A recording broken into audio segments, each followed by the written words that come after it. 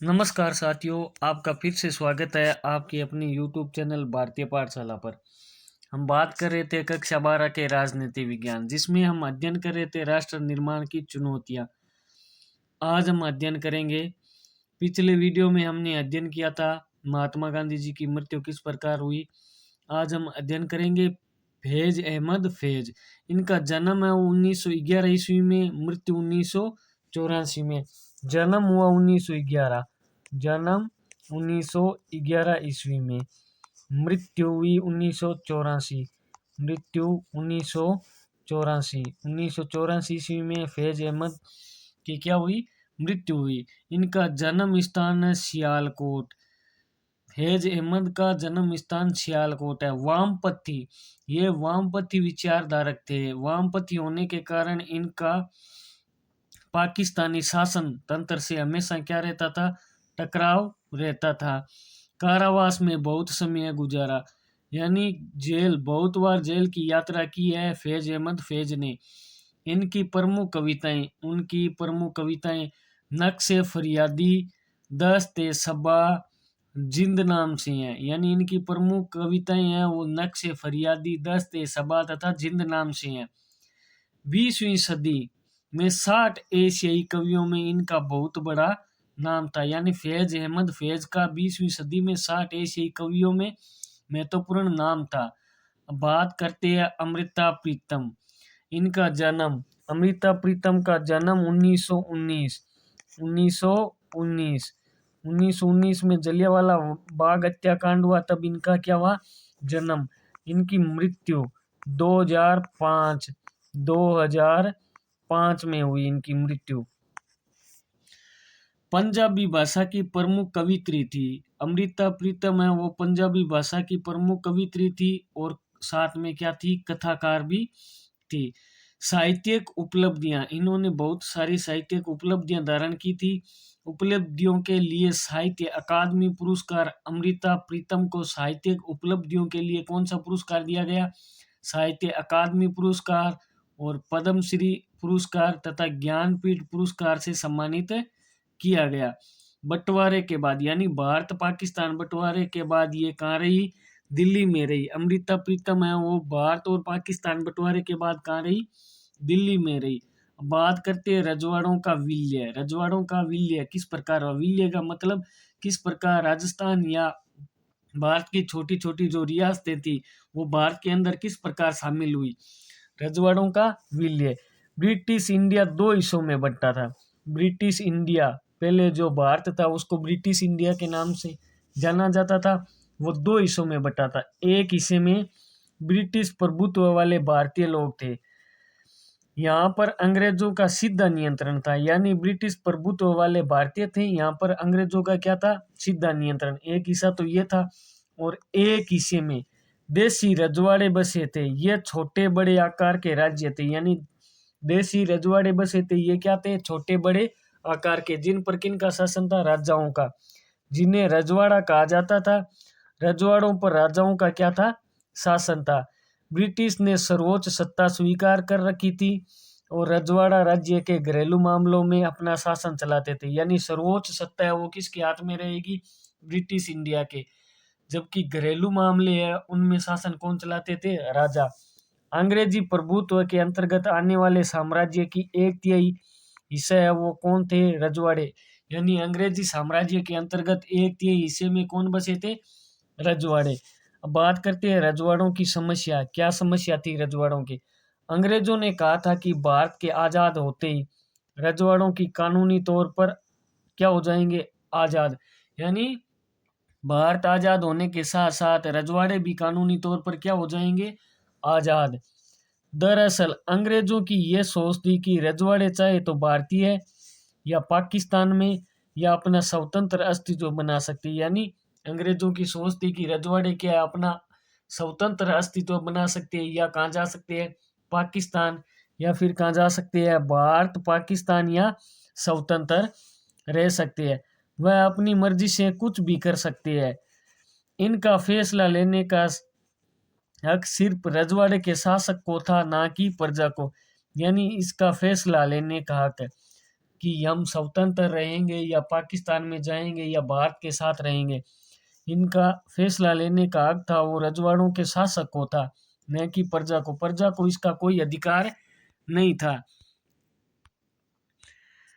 यह बात अखंड भारत के लिए बुरा संकेत दे रही थी। रजवाड़ों की बात है वो अखंड भारत के लिए क्या दे रही थी? बुरा संकेत दे रही थी। क्योंकि रजवाड़ों की संख्या भारत में कितनी थी? 565 थी। अगर ऐसा होता तो भारत के कितने टुकड़े हो जाते? 565 टुकड़े होते। ये पाकिस्तान चले जाते। या क्या हो सकता था? 565 भारत के टुकड़े हो सकते थे, या ये 565 रियासतें थी वो कहाँ जा सकती थी? पाकिस्तान। सबसे पहले त्रावणकोर के राजा ने घोषणा की, त्रावणकोर राज्य था उसके राजा ने घोषणा की कि उनका अपना राज्य क्या रहेगा? आजाद। लगभग सभी रजवाड़ों में शासन अलोकतांत्रिक रीति से चलाया जाता था, यानी लोकतंत्र नहीं था, अलोकतांत्रिक नीति से चलाया जाता था। मतलब वहां की प्रजा को लोकतांत्रिक अधिकार नहीं थे। लोकतांत्रिक अधिकार का मतलब है लोगों का शासन लोगों के द्वारा, यानी लोग ही चुनते हैं और लोग ही शासन करते हैं।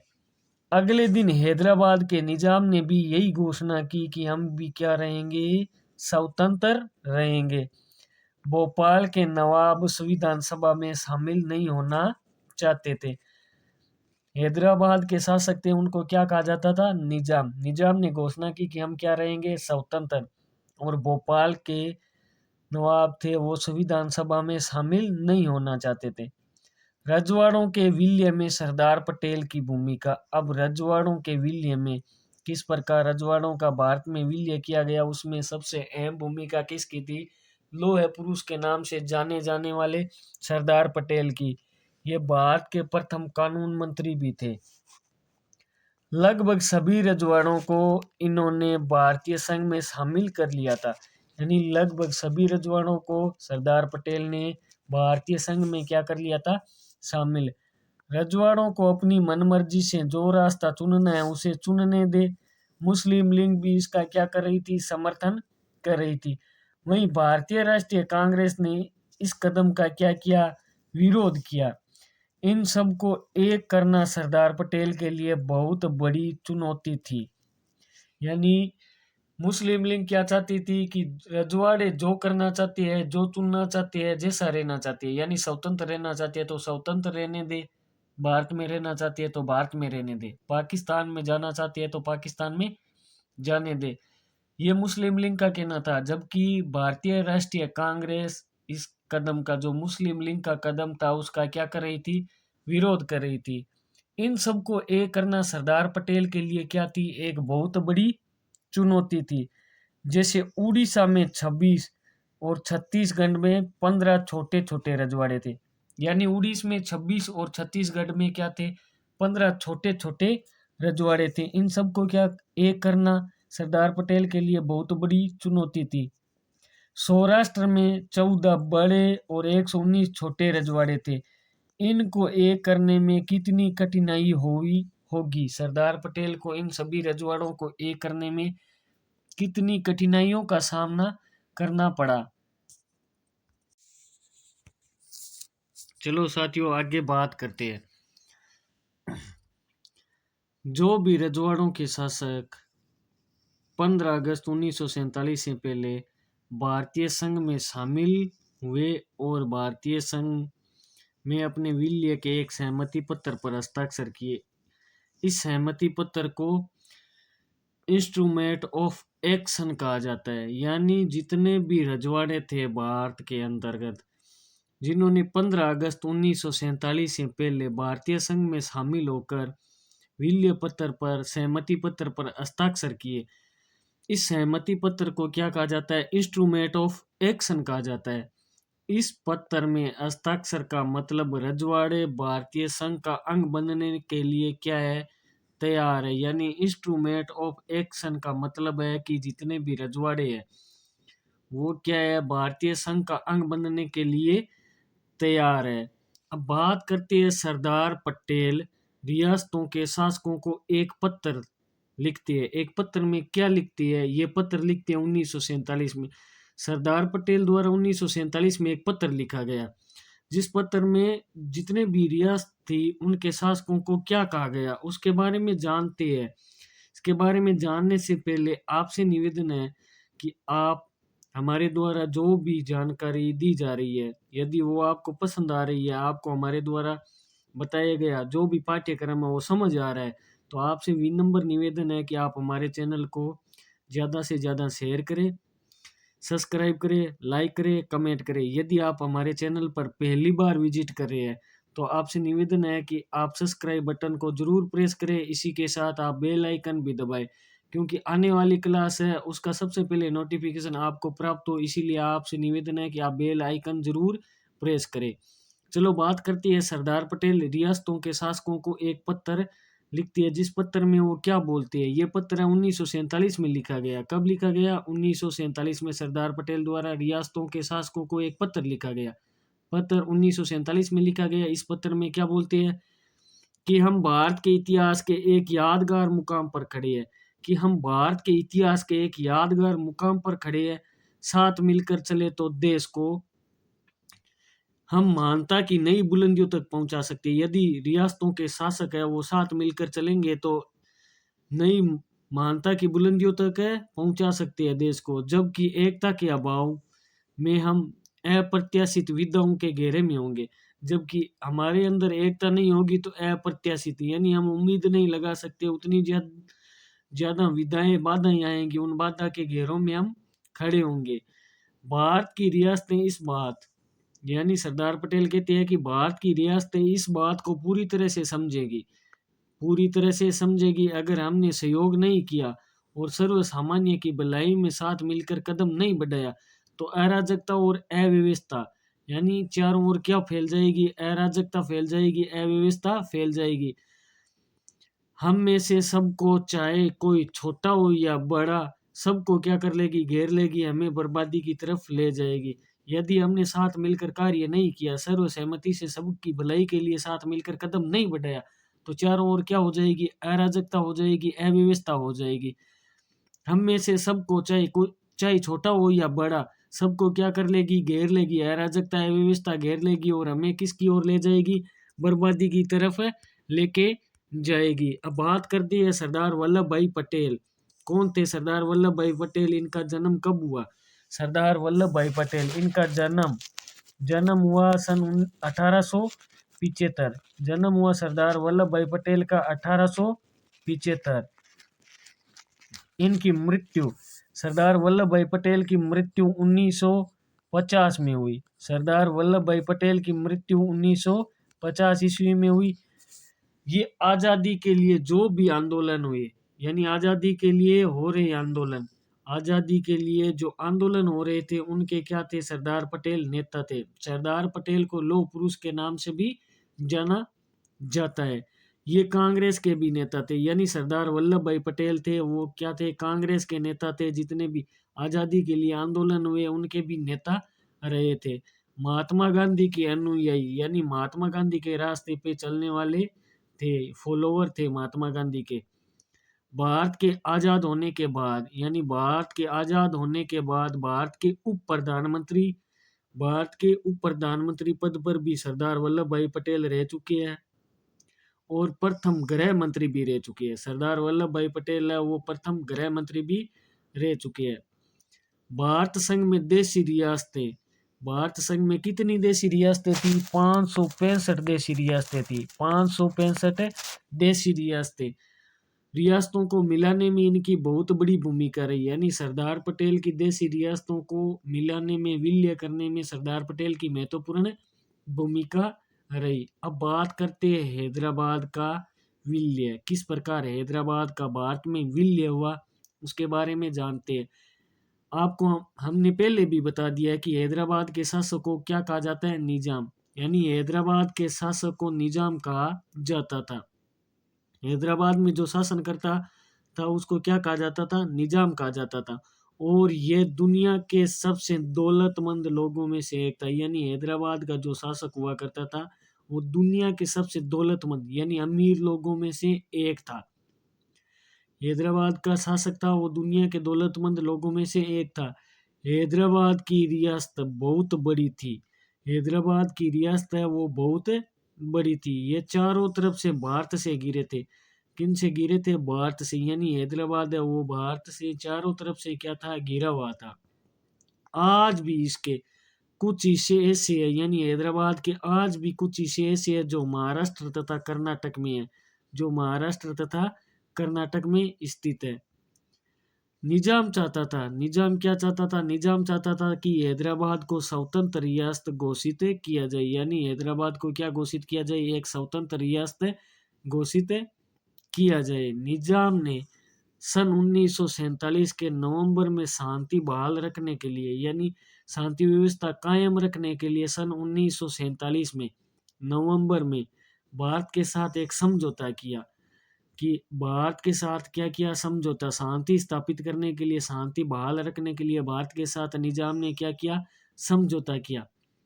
यह सिर्फ 1 साल के लिए था। ये जो समझौता हुआ था हैदराबाद और भारत के मध्य, यानी हैदराबाद के शासक निजाम और भारत के मध्य समझौता हुआ, ये समझौता सिर्फ 1 साल के लिए था। 1 साल के बाद ये समझौता खत्म। इसी बीच हैदराबाद में निजाम के शासन के खिलाफ एक भयंकर आंदोलन हुआ। यानी हैदराबाद का जो शासक था निजाम, उसके खिलाफ एक क्या हुआ? भयंकर आंदोलन हुआ। तेलंगाना के किसान, इस आंदोलन में तेलंगाना के किसान भी इसके दमनकारी शासन से क्या थे? दुखी थे। तेलंगाना के किसान निजाम के शासन से क्या थे? दमनकारी शासन से दुखी थे। वह भी आंदोलन में आ गए, आंदोलन में आके बैठ गए। महिलाएं भी आंदोलन में शामिल हुई। इस आंदोलन में, यानी भयंकर आंदोलन में महिलाएं भी क्या हुई? शामिल हुई। क्योंकि उनके शासनकाल में, निजाम के शासनकाल में महिलाओं पर भी अत्यधिक अत्याचार होते थे। यानी निजाम के शासनकाल में हैदराबाद में शासन निजाम का था। निजाम के शासनकाल में महिलाओं पर भी क्या होते थे? अत्यधिक अत्याचार, शोषण होता था महिलाओं का।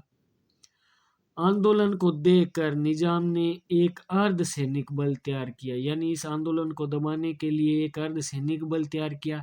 इसे किस नाम से जाना जाता था? राजाकार के नाम से जाना जाता था। यानी इस अर्धसैनिक बल को राजाकार कहा जाता था। राजाकार अव्वल दर्जे के यानी बहुत ऊंचे दर्जे के सांप्रदायिक और अत्याचारी थे। बहुत ही ज्यादा निर्दयी लोग थे राजाकार। राजाकारों ने लूटपाट मचाई। राजाकारों ने क्या की? लूटपाट मचाई और हत्या करनी शुरू कर दी। और साथ में क्या कर दी? लोगों की हत्या करनी भी शुरू कर दी। इन लोगों ने, यानी राजाकारों ने महिलाओं के ऊपर अत्याचार किए। महिलाओं के ऊपर अत्याचार हो रहे थे, इसीलिए महिलाएं भी क्या हो गई? आंदोलन में शामिल हो गई। हैदराबाद में क्या हुआ था? भयंकर आंदोलन हुआ दमनकारी नीति के खिलाफ। तेलंगाना के किसान और साथ में क्या आई थी? महिलाएं भी आई थी। क्योंकि महिलाओं का क्या हो रहा था? शोषण हो रहा था, अत्याचार हो रहा था। इसके लिए निजाम ने राजाकारों की नियुक्ति की, अर्धसैनिक बल तैयार किया, जिन्होंने क्या करना शुरू कर दिया? महिलाओं के ऊपर अत्याचार और साथ ही दुर्व्यवहार, अभद्र व्यवहार करना शुरू कर दिया और बलात्कार भी किया। यानी महिलाओं के साथ बलात्कार करने भी शुरू कर दिए। 1948 के सितंबर में 1948 के सितंबर में भारतीय सेनाएं और निजाम के सैनिकों के साथ कुछ दिनों तक लड़ाई चली। यानी सरदार वल्लभ भाई पटेल ने भारतीय सैनिकों को भेजा। निजाम के साथ कुछ दिनों तक क्या चली? लड़ाई चली। फिर निजाम ने आत्मसमर्पण कर दिया। यानी निजाम ने घुटने टेक दिए। इसके साथ ही हैदराबाद का भारत में क्या हो गया? विलय हो गया। आगे हम बात करेंगे मणिपुर का विलय किस प्रकार हुआ। साथियों, आगे बात करते हैं मणिपुर का विलय किस प्रकार मणिपुर का भारत में विलय हुआ, जानते हैं। आजादी के कुछ दिन पहले मणिपुर के महाराजा, यानी आजादी के कुछ दिन पहले मणिपुर के महाराजा बोध चंद्र सिंह, मणिपुर के महाराजा कौन थे? बोध चंद्र सिंह ने भारतीय संघ में अपने रियासत का विलय के लिए सहमति पत्र, ये पत्थर नहीं पत्थर है, पत्थर पर हस्ताक्षर किए। किस पर किए? पत्थर पर हस्ताक्षर किए थे। महाराजा जनपद के दबाव में, यानी जनमत के दबाव में आकर 1948 के जून में चुनाव करवाए। पहले तो क्या कर दिया था, विल्य पत्र पर हस्ताक्षर कर दिया था, फिर महाराजा जनमत के दबाव में आ गए। दबाव में आकर 1948 में जून में क्या करवाए, चुनाव। मणिपुर की संवैधानिक रियासत में संवैधानिक राजतंत्र कायम हुआ। यानी पहले क्या था, संवैधानिक रियासत थी, फिर संवैधानिक रियासत लोकतंत्र के स्थान पर क्या कायम हो गया, राजतंत्र कायम हो गया। सार्वभौम वयस्क मताधिकार के सिद्धांत को अपनाने वाला भारत का पहला भाग था मणिपुर। यानी सार्वभौम वयस्क मताधिकार, यानी 18 वर्ष की आयु के बाद मत देने का अधिकार, वयस्क मताधिकार सिद्धांत को अपनाने वाला भारत का पहला भाग कौन सा था, मणिपुर था। यानी वयस्क मताधिकार, सभी को मत देने का अधिकार है भारत में, ये सबसे पहले अपनाने वाला क्षेत्र था मणिपुर। कांग्रेस चाहती थी, कांग्रेस क्या चाहती थी कि मणिपुर रियासत को भारत में मिला दिया जाए। कांग्रेस तो यही चाहती थी कि मणिपुर को किस में मिला दिया जाए, भारत में मिला दिया जाए। लेकिन अन्य राजनीतिक पार्टी इसके क्या थी, खिलाफ थी। जितनी भी अन्य राजनीतिक पार्टी थी वो इसके खिलाफ थी कि मणिपुर को भारत के अंतर्गत ना मिलाया जाए। भारत सरकार ने महाराजा पर दबाव डाला, यानी मणिपुर के महाराजा थे, उन पर भारत सरकार ने क्या डाला, दबाव डाला। महाराजा ने हस्ताक्षर कर दिए, दबाव में आकर महाराजा ने क्या कर दिए, हस्ताक्षर। और भारत सरकार को क्या मिली, सफलता भी मिली। लेकिन इस बात को लेकर जनता में अभी तक क्रोध और नाराजगी है। यानी इस बात को लेकर मणिपुर की जनता में अभी तक क्रोध है, नाराजगी है, जो आज के दिन को भी हमें देखने को मिल सकती है। जैसे नक्सलवाद है, वो देखने को आज भी हमें मिल सकता है, क्योंकि वहाँ की मणिपुर की जनता में क्रोध और नाराजगी अभी भी जाहिर है। तो बात की थी हमने मणिपुर का विलय। आज़ादी के कुछ दिन पहले मणिपुर के महाराजा बोधचंद्र सिंह थे, उन्होंने भारतीय संघ में रियासत का विलय पत्र, सहमति पत्र, उस पर क्या कर दिए थे, हस्ताक्षर कर दिए थे।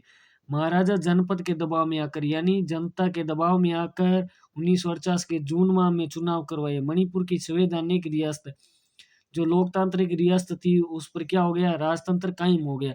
सार्वभौम वयस्क मताधिकार को मानने वाला, इस सिद्धांत को मानने वाला पहला क्षेत्र कौन सा था, मणिपुर था।